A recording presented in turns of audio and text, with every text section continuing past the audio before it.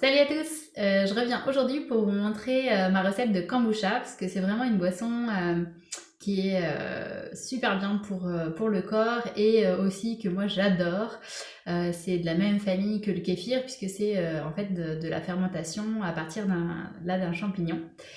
Et donc je vais vous montrer comment moi je le fais et donc voilà. Donc en fait là c'est ma deuxième fermentation qui est prête, parce qu'il y a deux fermentations. Donc il y a la première que l'on prépare et ensuite la deuxième qui se fait dans des bouteilles fermées hermétiquement. Parce que le premier c'est vraiment dans un bocal et il faut que ça respire, mais simplement on met un torchon en fait dessus pour éviter qu'il y ait des petites saloperies, des petites bestioles qui puissent venir altérer ce petit champignon. Donc là ce que moi je fais, donc je prends ça, hop.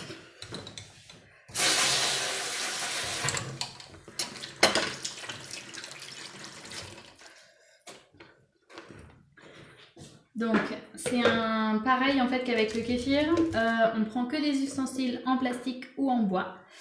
Pour pas, voilà, et on a bien les mains propres là, donc moi je viens de me les laver. Donc là je vais prendre en fait le champignon et je vais l'enlever. Et donc en fait là sur mon champignon de maman, on voit déjà qu'il y a un bébé qui s'est fait, donc il y a deux couches. Donc je vais pouvoir je vais le mettre dans un autre récipient d'ailleurs.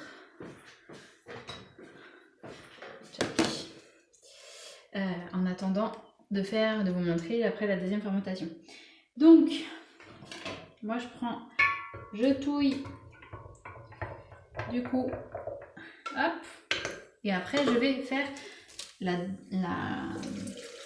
faire la mise en bouteille. Tac.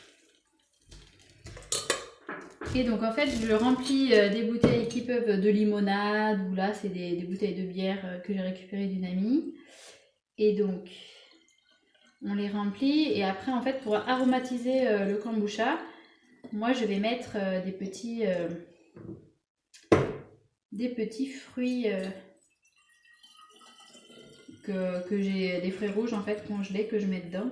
Ça peut être aussi, on peut mettre du jus de fruits. Donc si on met du jus de fruits, on va en mettre oui, on va en mettre 80 millilitres dans une bouteille. Alors moi, je fais toujours 4 litres d'un coup. Parce que, en fait, vu que la fermentation, elle est longue, contrairement au kéfir qui met 48 heures à peu près, pour première et deuxième fermentation. Là, ça met la première fermentation, il faut le laisser entre 7 à 10 jours. Donc moi, souvent, je laisse 10 jours. Ça permet en général de créer une nouvelle... un bébé, en fait, une nouvelle maman kombucha. Donc comme ça, après, on peut en passer aux copines, aux copains qui ont envie, en fait, de le faire. Je vous mettrai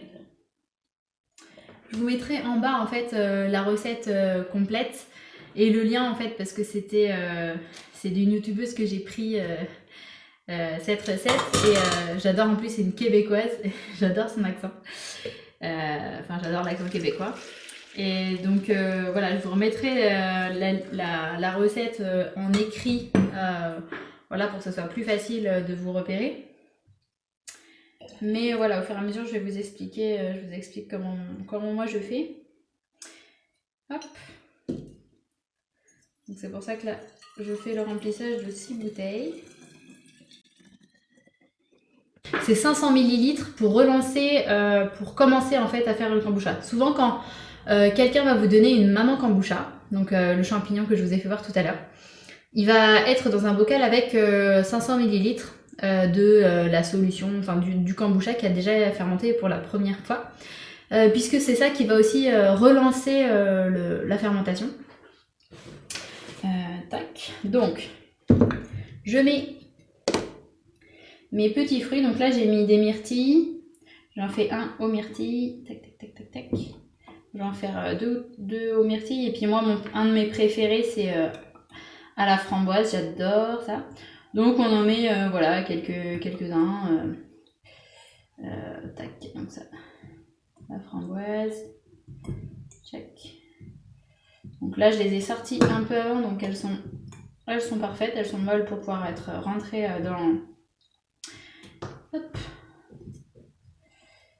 dans les bouteilles. Tac. Donc là j'en mets 2, 3, 4. On en met 4-5 quoi. Un truc d'un genre. J'en mets 4-5. Ça dépend en fait, c'est au feeling. Mais globalement 4-5 c'est assez. Et donc ça permet de donner un bon petit goût et puis de faire que ça pétille bien. Tac. Ça dépend aussi de la taille des framboises. Hop. Là je mets mes petites myrtilles.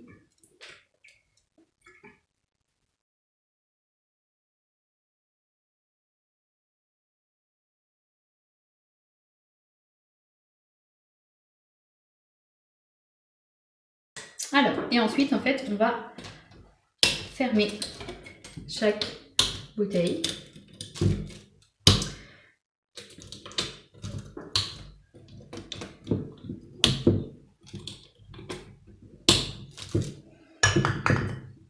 Et on les rangera.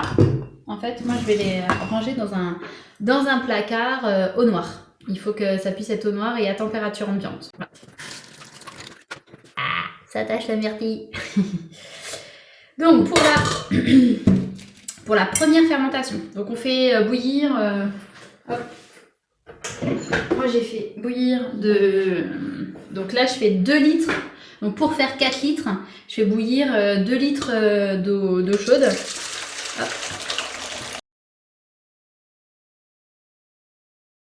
Hop. Donc, moi, je le mets dans un récipient comme ça pour... en fait, c'est pour faire infuser le thé noir. Donc, en fait, moi, je le fais au thé noir. On peut le faire une fois sur 2. Apparemment, on peut le faire une fois sur 2 au thé vert et une fois sur 2 au thé noir. Moi, pour l'instant, je le fais qu'au thé noir parce que je suis sûre que ça fonctionne. Et j'ai pas envie de tuer ma maman kombucha. 1, 2, 3, 4, 5, 6, 7 et 8. Bah, en fait, donc en gros, il y aura 4 litres d'eau. Donc 2 litres qu'on fait bouillir. Et du coup, on fait infuser le thé 4-5 minutes. Je regarde là d'ailleurs. Et ensuite, on rajoute, donc on va le filtrer. Donc on va atteindre. Donc là, en fait, moi je vais mettre... Donc il nous faut... J'ai déjà préparé, donc c'est 200 g de sucre roux. Après, moi j'avais essayé en fait avec du sucre rapadura et ça fonctionne pas. Le sucre de coco, c'est pas terrible au niveau du goût.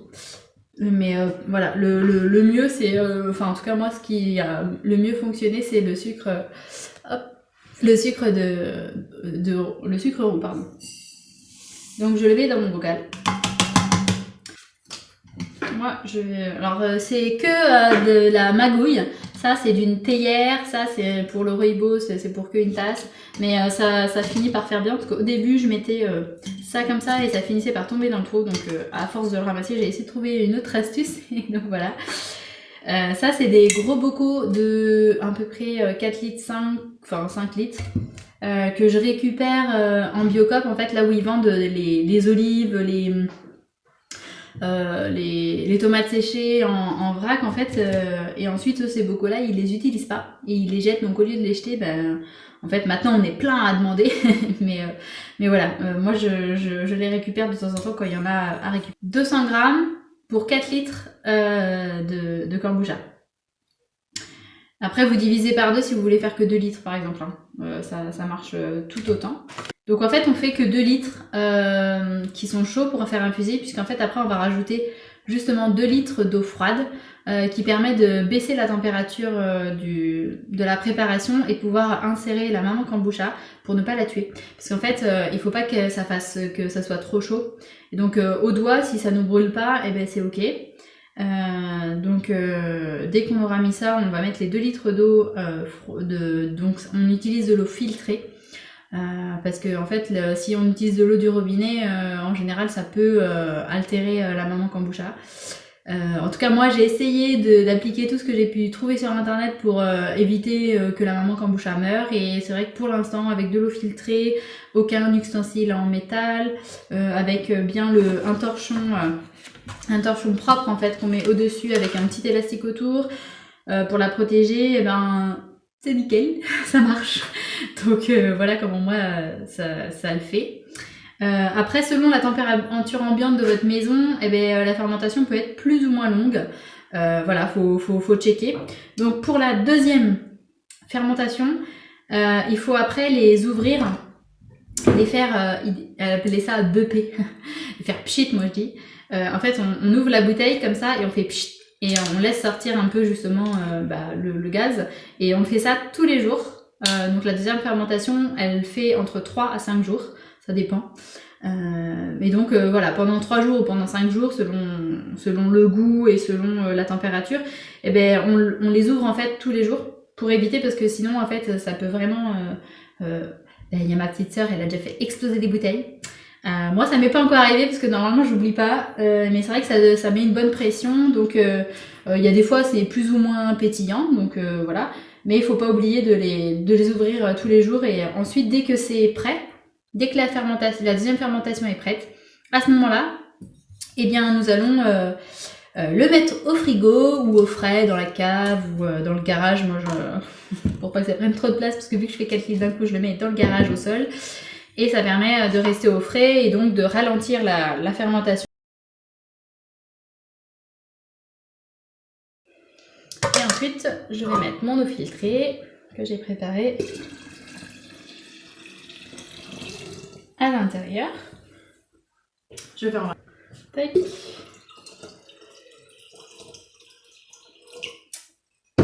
Et ensuite, on va mettre nos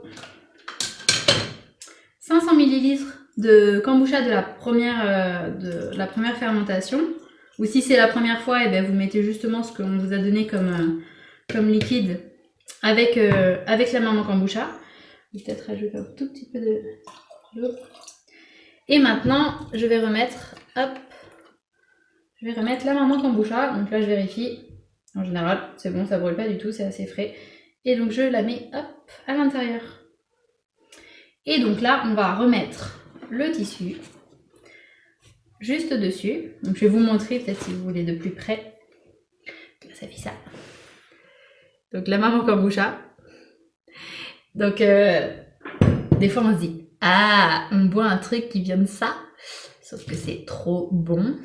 Et donc, ça reste un champignon. Hein. Donc, on met ça, on met le petit élastique autour. Et ensuite, on vient le placer donc dans le placard. Donc, moi, je vais vous montrer, je vais aller les placer et je vais vous montrer ensuite où c'est que je les mets. Là, moi, je les mets en bas, au noir. Et ensuite, hop, on ferme le placard.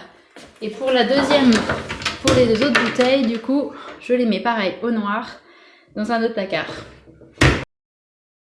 Hop là. Donc, voilà pour moi ma recette de kombucha. Petite recette, tac. Je vais vous le noter en bas de cette vidéo pour que vous puissiez renoter vous aussi par écrit. Et puis justement faire vos kombucha, parce que ça coûte cher ces kombucha, alors que quand on le fait nous, globalement ça va, ça prend plus du temps pour le faire. Donc là moi pour le thé noir, c'était ça que j'ai pris. En fait je prends au feeling, c'est-à-dire que j'essaye de pas prendre celui qui vaut le plus cher en thé noir, puisque voilà, je veux juste pour pouvoir faire mon kombucha, donc on va dire je prends un basique, parce qu'il y en a avec plein d'arômes et tout. mais ça peut être vraiment sympa, donc tout dépend de ce que vous souhaitez.